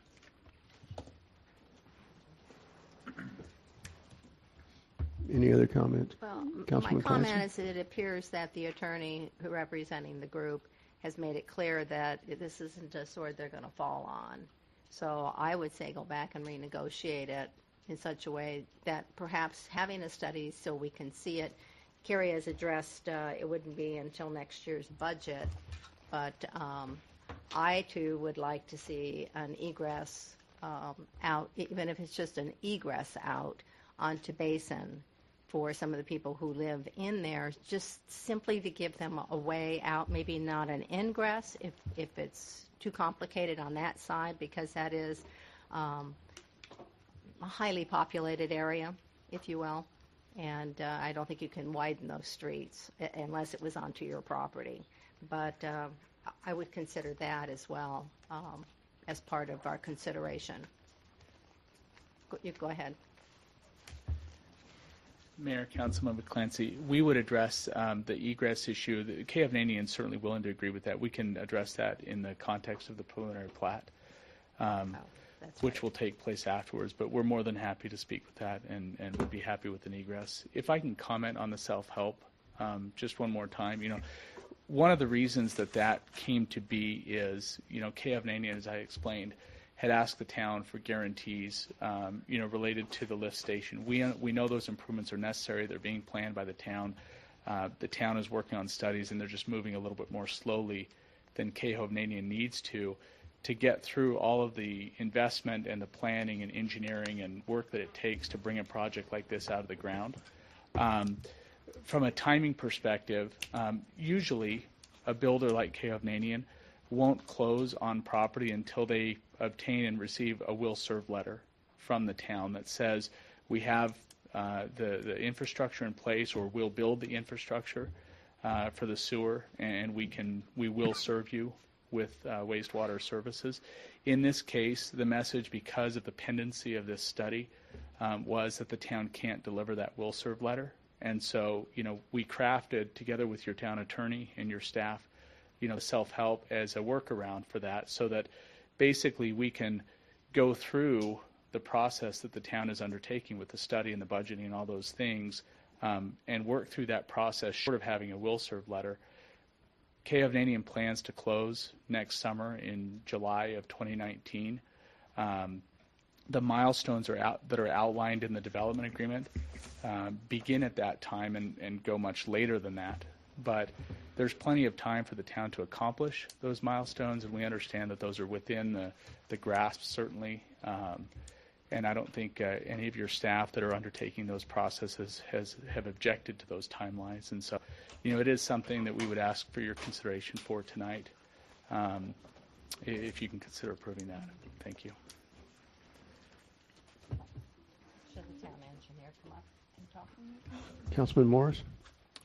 Oh, I thought you raised your pen in. I changed my mind. Oh, okay. Vice Mayor, comments? No. As I understand it, from what our engineer said, we're basically looking at the requiring of a larger pool, that the pumps and everything else is probably just about what it needs to be to achieve this. And I can remember back to 2000, what was it, 2000? Whenever we built Walmart, or when Walmart got built, and we were racing the clock building what we were lovingly calling a water ranch, which is really a sewer treatment plant that needed to be done at the same time Walmart was done, and worrying the whole time about that. That was a whole lot bigger endeavor than what we're dealing with as far as redoing a lift station. I think we need to do a roll call vote on this one.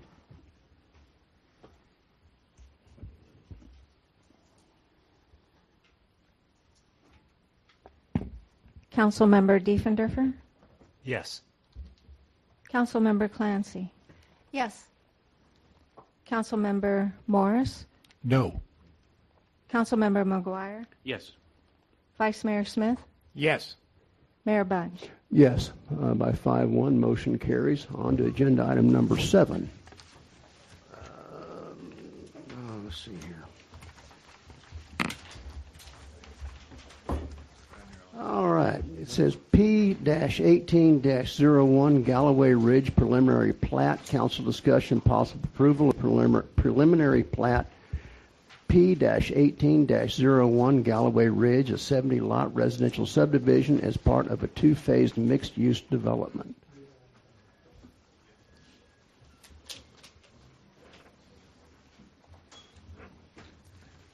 Placed on the agenda by the planning department. Are you waiting for people to give you a walking ovation? I am. Yeah.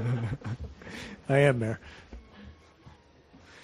On November 15th, Mayor, Vice Mayor, members of the Council, the Planning Commission recommended approval of case P-18-01 7-0, subject to the attached conditions. The subject property has an underlying land use of commercial in the town core plan, as I stated earlier.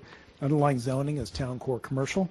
Zoning ordinance allows for residential development in a commercial zone as long as the property also contains commercial development.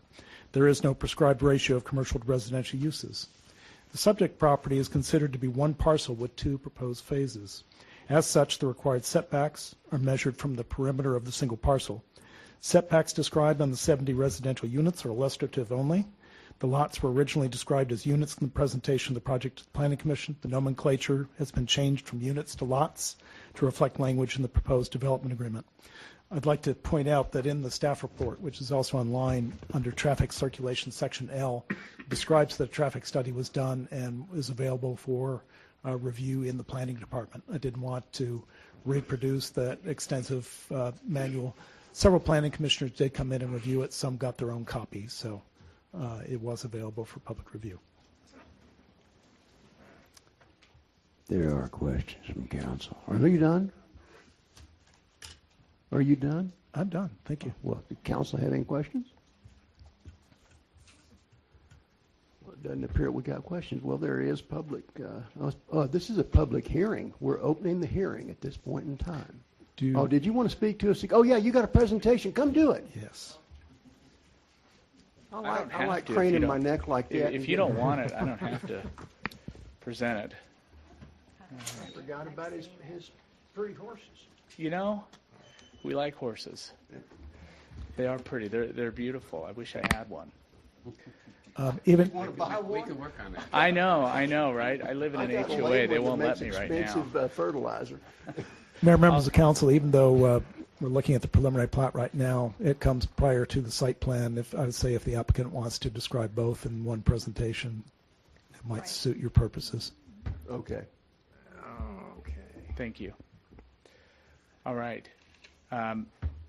As Mr. Sims explained to you, I think at the outset this is not rezoning. The site plan is an administrative process. It essentially asks the question, under the criteria that are outlined in your zoning ordinance that have been previously approved by the council, does the proposed site plan and the preliminary plat, do they meet those criteria? My answer is yes, they do. This looks familiar, Galloway Ridge.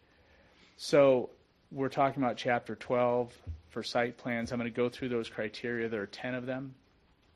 And I'll just go through those one at a time. We meet every single one. It's pretty simple and straightforward, but I'll walk you through it.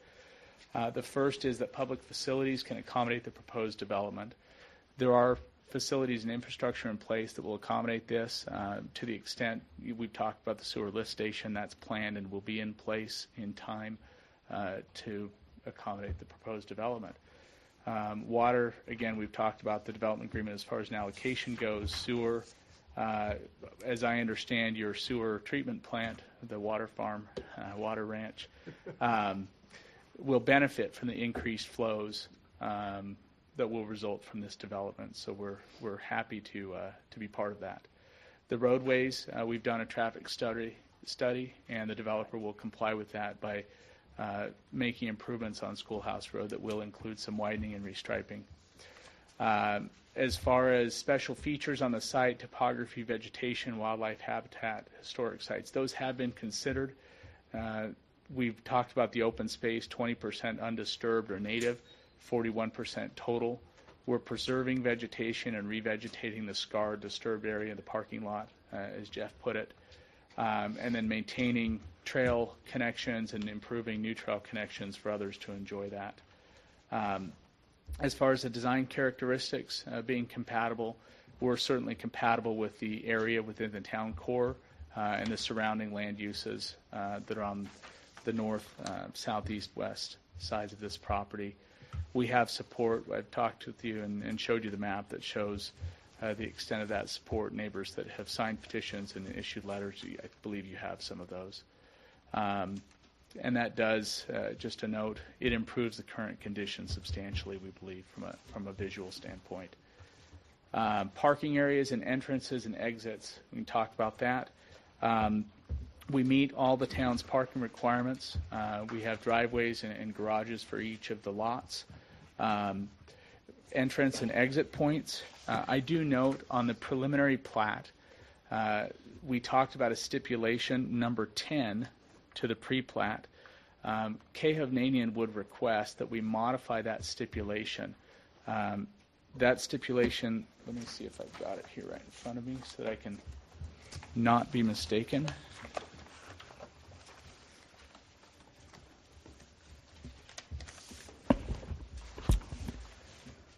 So stipulation number 10 under the conditions of approval says that the northwestern cul-de-sac, and I'm going to skip ahead to where we can see a site plan.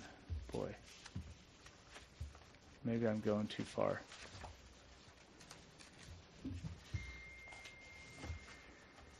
I'm trying to find one here.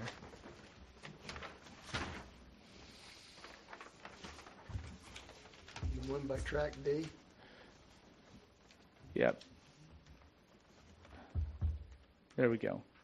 So stipulation number 10 says that the northwestern cul-de-sac will be developed as an exit-only access point. And then the next sentence reads, if supported by a traffic impact analysis in concurrence with town staff and consulting staff, the cul-de-sac will be developed for ingress and egress at Basin Road. So the traffic impact analysis, that was updated. It found a couple of different things. One, that if that north upper cul-de-sac is used, for egress out of the site. It won't add too many trips onto Basin. The traffic on Basin won't be impacted. The strong preference would be to leave that as egress only, and the traffic engineer's recommendation is to leave that as exit only, so that we don't create through traffic going through the project. And we understand, as Ian has outlined, that the multifamily uses that are along Basin Road, it would be preferable to not push traffic out to them. So from the applicant standpoint, Cohivnanian would find it acceptable, frankly, if that northern cul-de-sac were used either as emergency access only or just exit only for a secondary access. And with that, but in either event, we would need stipulation 10 modified to say that it would not be developed for both ingress and egress. So it shouldn't be a permanent point of access into the subdivision. So, and I believe staff is supportive of that from what I've understood on the record.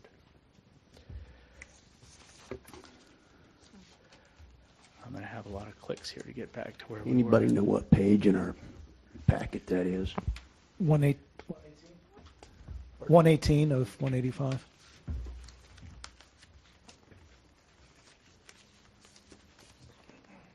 Okay. So number 4 criteria, as we talked about, is that noted? Do we need to talk about specific language for that modification, Ian? I think it would be important at this time. Okay. To come to an agreement on it. Okay.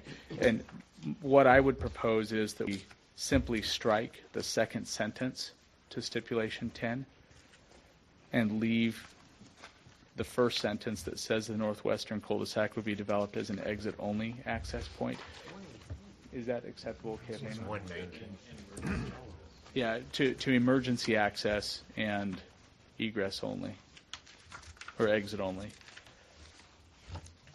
So if a fire truck needed to enter, a fire truck could, but normal cars would not. You talking a crash gate? So this is not a gated community. No, the as emergency only, a crash gate or.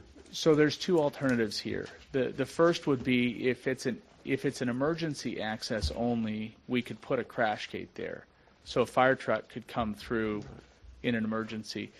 If the town's preference is that it's an exit only, it wouldn't have a crash gate because cars that are exiting wouldn't go through that. And so we would simply accomplish that by signing the property, wrong way, one exit only, striping, et cetera, with arrows.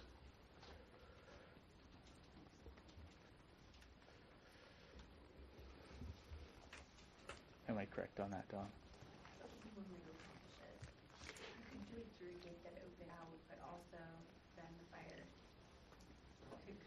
Okay. Another way to control it. Okay. Just Pressure sensor, one direction. just concerned about the little children on Basin, and the housing that's there. That's an issue. Yeah, we really, Cohivnanian has looked at that, and we don't want to push traffic out Basin for that very issue. And so, that for that reason, our preference has been that it would be emergency only. Yeah. If there's a need for a secondary egress exit, we understand that, and we certainly could comply with that.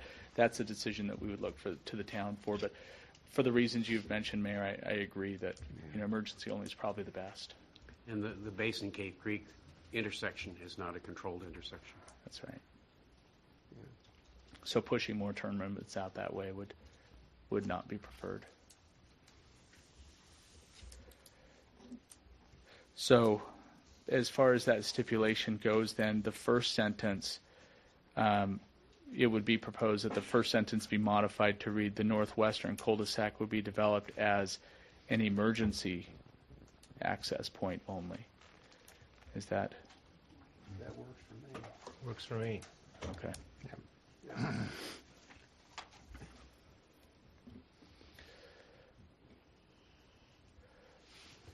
As far as Schoolhouse Road goes, then the entrance the main entrance to the property is over on Schoolhouse and aligns with the library driveway, and there would be a new left-hand turn lane on Schoolhouse going north to relieve cars so that there's not a backup on Schoolhouse ever turning into the property.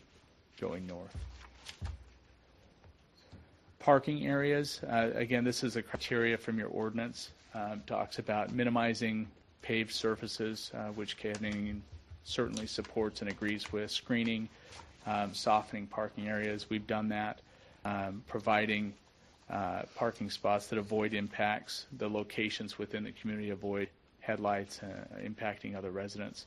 And then obviously each unit has a 2-car garage for shaded parking. On-site lighting, we understand that dark skies are preferred, and so the project does not propose street lights. Topography is designed, and the site is designed to minimize lighting impacts from residents on other residents in the community. And then obviously revegetation, planting trees will be helpful in that as well to screen the residences from those outside the communities and lights that might be shown through windows. 7, that there are no noise, glares, odors, dust, vibrations. That's not an issue for the project.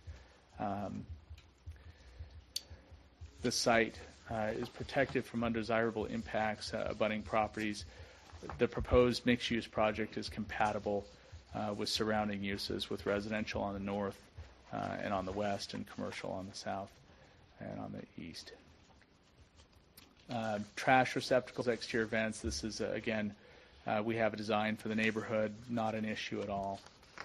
And then storage areas, noise, equipment, not an issue at all, again. And so here's a summary of those items. We meet all of the criteria for the site plan and the preliminary plat. Likewise, we appreciate your consideration and hope that you'll vote for approval tonight for Galloway Ridge on both accounts. You got 3 horses there. Questions from council?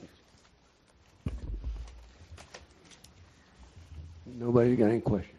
All right. Let me go back and see where we're at then. Public comment? This one's a public hearing also. I shall open the public hearing.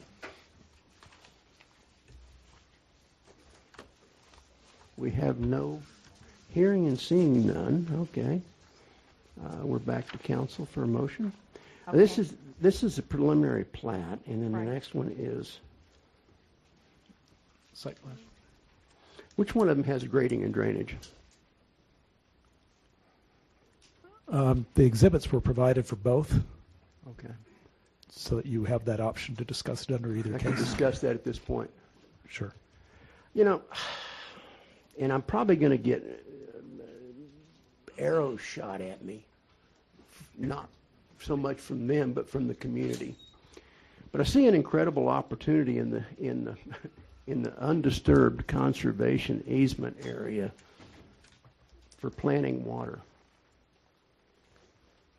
What's it called, Dave? Harvesting the rain. Harvesting the rain. Particularly if you've blocked that property. Particularly if you've blocked that property. You know, can see it. there's a bunch of principles being used in arid parts of the country where runoff is slowed down and it ends up back in the aquifer. It creates green areas that native vegetation can live there and thrives on it. And we don't have that in our process now, but I would hope at some point maybe we could take a look at doing that and maybe not even go after people who did it. It involves berms with one end that go in to the next berm down, and it goes across to the next one down, then it keeps going down, and it slows the water leaving property, and incredibly increases the moisture going into the ground. Percolation. Thank you. That's the word I'm looking. Like I said, I had a birthday 2 weeks ago, and I'm just having old age moments like crazy. It adds percolation. It's something in an arid area like Arizona we really should have been doing a long time ago, and nobody's actually doing that. But I just wanted to bring that up at this point because I look at the topography of that area there, that draw, and there's quite a bit of fall from the top of it to the bottom. You're going to be draining your streets into that. I would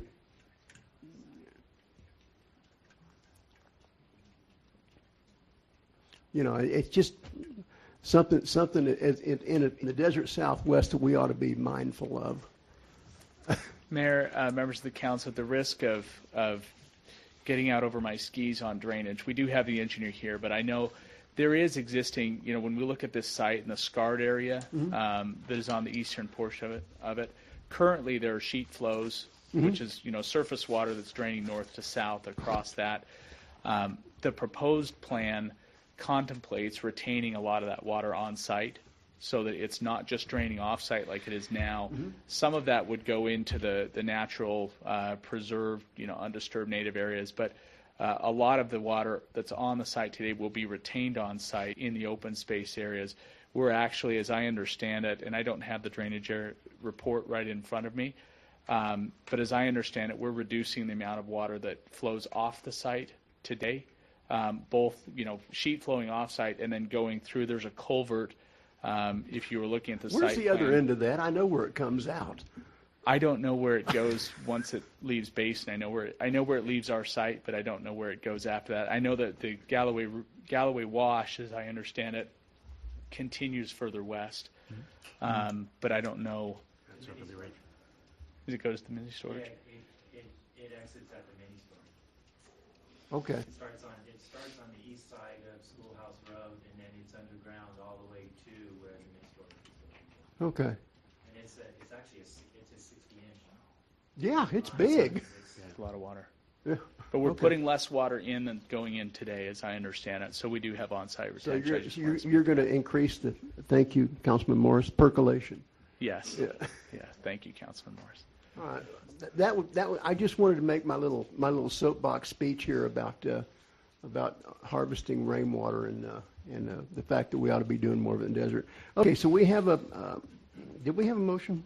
Not yet. Okay, somebody give me a motion. Okay, I'm motion done. to approve. Did somebody else want to say it? No, I said I'm done. Okay. Oh, go ahead. I'll do it. Motion to approve case number SPRP-18-01 Galloway Ridge preliminary plat with conditions of approval is listed in Exhibit H, including the changes to number 10 in the conditions of approval. Second. All right. I made the motion. I think we need to move forward. Been looking at that property for a lot of years, and I think it's gonna be an improvement if we can. I mean, I don't like small homes. I don't like it changes the demographics. We'll have more people moving here that are going to vote differently from those of us that live on larger properties with horses and stuff. But unfortunately, it's what has to be for that site. Get a second? I think it's well said, Mayor. All right. Do we need to? All those in favor signify by saying aye. Aye. Aye. Opposed? 6-0, motion carries. Agenda item number 8. Case SPR-18-06 Galloway Ridge. Council discussion and possible approval of case SPR 18-06 Galloway Ridge site plan for a 70-lot residential subdivision as part of a 2-phase mixed-use development.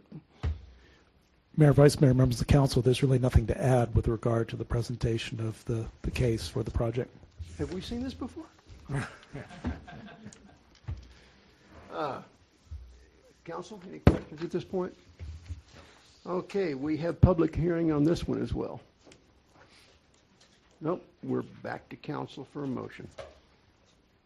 I'll make the motion to approve town case SPR-18-06 Galloway Ridge site plan review for a 70-lot residential subdivision as part of a 2-phase mixed-use development, subject to the conditions of approval and amended changes to the conditions of approval. Councilwoman? I had it on the first one in my head what I would say, but I think this is a good use for this property. Having sat through the Planning Commission meetings and watched the give and take, you've stepped up to the plate.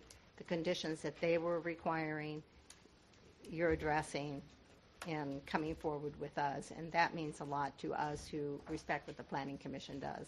So thank you. Councilman McGuire? I agree with everything Councilwoman Clancy said, as well as the things she intended to say. was it. Councilman Morris, comment? No. Anyone else? Mr. Mayor, before you vote, I think the minutes need to reflect that the applicant requested that the two hearings be consolidated into one, so he didn't lose the right for the second hearing. Technically, he's Yes. entitled to a hearing now. He just had it before. I want to make sure it's clear the applicant's okay with that. He did. Yeah, because it looked like it's going pretty good. I don't think I'd mess with it about that. I just want to make sure you didn't get mad at me for not having the second. Okay, all right. So now we can vote? All those in favor of the motions signify by saying aye. Aye. Opposed? Ayes clearly have it, 6-0.